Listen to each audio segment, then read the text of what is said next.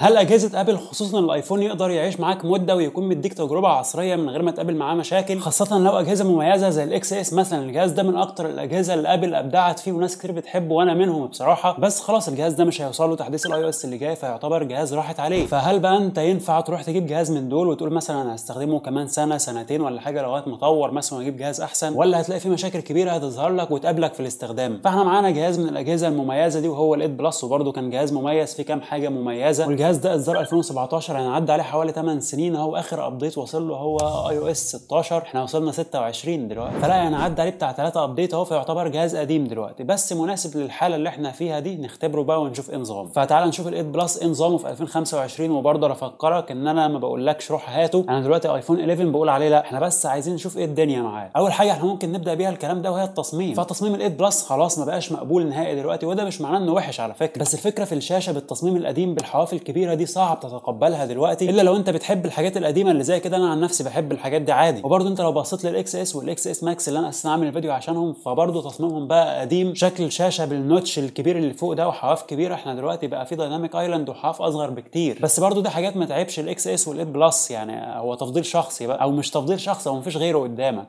تمام. وباقي التصميم على فكره هو تصميم بريميوم، بينزل دلوقتي في موبايلات فئه متوسطه ب 20000 عادي. ظهر ازاز، وده كان اول ايفون يجي بظهر ازاز على فكره، لوجو ابل المرفوع فوق. الحواف الالومنيوم الممتازه مهما حاولت تمسكه مش هيبصم. زرار السايلنت سويتش، الهوم باتون اللي شغال فيه البصمه لغايه دلوقتي بكفاءه. الكاميرات اللي عندك هنا، الكاميرا الاساسيه 12 ميجا بكسل، والكاميرا الثانيه تيلي فوتو 12 ميجا بكسل للزوم عشان تديك زوم 2 اكس اوبتيكال من الكاميرا نفسها من غير ما تخسر جوده. لو انت جيت بصيت على تجربه الكاميرات دلوقتي هتلاقي انها مقبوله عادي خالص، سواء الصور بال1 اكس او ال2 اكس او حتى البورتريه بتاعه ممتاز لغايه دلوقتي، وتحديد الاطراف فيه تحفه. انت لو جيت بصيت على موبايلات اندرويد دلوقتي بنفس سعره في الفئه الاقتصاديه تقريبا 5000 جنيه، فما فيش حاجه بتعمل الكلام ده، وهتلاقيه متفوق عليهم لغايه دلوقتي في التصوير، خصوصا كمان تصوير الفيديو. وعلى فكره احنا عملنا مقارنه بينه وبين موبايل تاني في الفئه الاقتصاديه بنفس سعره، وكان في حاجات كتير الايد بلس قدر يسد فيها في 2025 عادي. ابقى اسيب لك لينك الفيديو ده في وصف الفيديو او في الاي اللي فوق اللي هتظهر لك، وبخش شوفه برده. وفي تصوير الفيديوهات فبيصور فيديوهات 4K لحد 60 فريم، وتصوير الفيديو لغايه النهارده ممتاز. في فيديوهات كنت مصورها هنا بيه على القناه ومحدش خد باله انها متصوره بايفون وايفون قديم اصلا، فلا تصوير ممتاز بصراحه لغايه النهارده بالسعر اللي هو فيه. كلام حلو على التصوير لغايه ما تيجي تبص على الصور السيلفي تحسها طالعه من 2017 كده، مش تمشي دلوقتي خالص. بس عموما كتصوير فالايفون ينفع معانا كتصوير بعد السنين دي كلها عادي. بس في مشكله بقى، شاشه الايد بلس كانت اي بي اس زي شاشه ال11 على فكره، ايفون 11 العادي. الكونتراست فيها بين اللون الاسود والالوان الثانيه مش احسن حاجه، خاصه لو انت بصيت دلوقتي على الفئه الاقتصاديه فهتلاقي انها بقى فيها شاشات اموليد وشاشات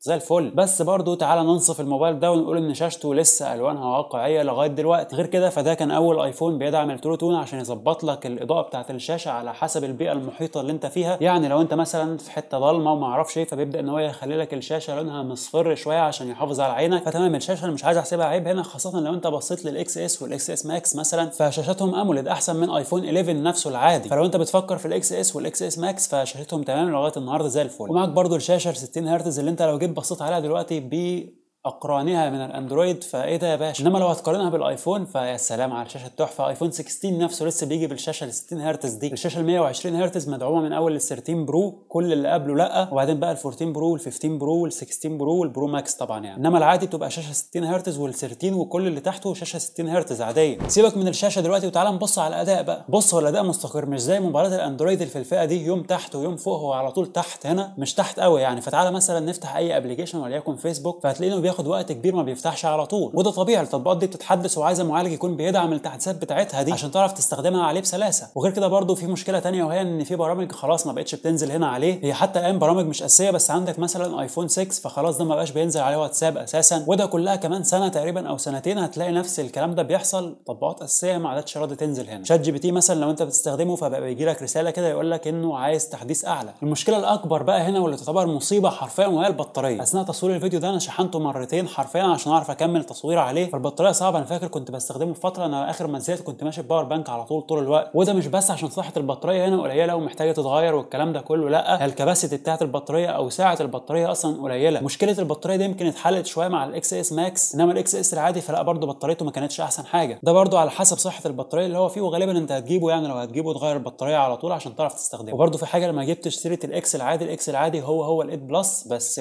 بشكل تصميم من سلسله الاكس يعني. فانا ما اتكلمتش عن الاكس العادي خالص النهارده عشان ما تتوهش مني بس. فكاستخدامي في 2025 او بمعنى تاني بعد 8 سنين من اصداره، ما ينفعش روح هات اندرويد بنفس سعره احسن، هيديك حاجات احسن الا لو انت مضطر مثلا عشان تجربه تصوير الفيديو مثلا بالكاميرات هنا احسن، او عشان انت عايز تمسك ايفون وخلاص. بس في شويه حاجات حلوه بصراحه برده صعب انك تلاقيها في الفئات بتاعتهم، زي الابل باي والاير دروب والحاجات بتاعت ابل دي كلها. فلا هو مهما كان وحش برده فلسه ايفون بيديك تجربه فخامه كده بتاعت ابل، بس اكيد التجربه دي مش هتكمل لمده 8 سنين يعني، صعب. يعني فكره ان الايفون اخره في الاستخدام مع اخر ابديت بيوصل له دي حقيقه، ممكن تكمل معاه سنه ونص بعد اخر ابديت بيوصل له، ده لو انت حابب الجهاز قوي يعني، وتكون عامل حسابك في بطاريه تعبانه وتجربه استخدام مش احسن حاجه. انما اكتر من كده الموضوع هيبقى صعب. روح هات اندرويد بنفس السعر هيديك تجربه استخدام احسن. وعلى فكره مش عايز برضو اعمم واجيبها اللي هو كله مع بعض، بس لغايه قبل السيرتين العادي كله وحش، وكله يعتبر دخل في حيز انه بقى قديم دلوقتي. فانا شايف ان اول ايفون ينفع حاليا تروح تجيبه هو الايفون ال13 العادي، وانت طالع بقى بعديه تمام. قبل كده فهي يعني استثناءاته برضو اخرها كام سنه وخلاص، زي ال11 برو ماكس مثلا، زي ال12 برو ماكس. فيعني ال13 العادي نفسه تقريبا اخره 3 سنين مثلا او 3 4 سنين، وهتلاقيه ان هو خلاص واقف تحديثات هو كمان. وعندك برضو الشبكه في ال8 بلس ضعيفه مش اقوى حاجه، ومفيش اي سيم، فغصب عنك هتمشي بشريحه واحده او تمشي بموبايل تاني معاك. ايفون اكس اس فبيدعم تركيب شريحه اي سيم، فتقدر تمشي بشريحتين بي عادي على فكره، شريحه فيزيكال وشريحه اي سيم او اي عدد اي سيم انت عايزه. وسرعه الشحن برضو في كل الاجهزه القديمه دي تعتبر سرعه بطيئه دلوقتي على الحاجات الموجوده في الفئات بتاعتهم، فانت تاخد وقت اطول تشحن في الموبايل وشويه استخدام بساط وهتعوز تشحن البطاريه تاني. فيعني بشكل عام كده الايفونات بعد اخر ابديت بيوصل لها اخرها سنه سنتين بالكتير، ده لو انت حابب الجهاز قوي وبرضه يبقى حالته حلوه. اكتر من كده فلا، روح هات اندرويد بنفس السعر احسن. اداء الكاميرات والشاشه والشبكات في الاجهزه اللي بعد ال8 بلس ممتاز، حتى لو هتستخدمها كام سنه عادي هيفضل تحفه ومش وحش برضه مقارنه باي اندرويد هيكون في سعره، لغايه ما يحصل طفره بقى في موبايلات الاجهزه الاقتصاديه وتلاقيها احسن من اجهزه ابل في الصور ومعالجه الصور والكلام ده كله. وبس يا عم، لايك واشتراك وفعل الجرس عشان يوصلك كل الفيديوهات اللي جايه.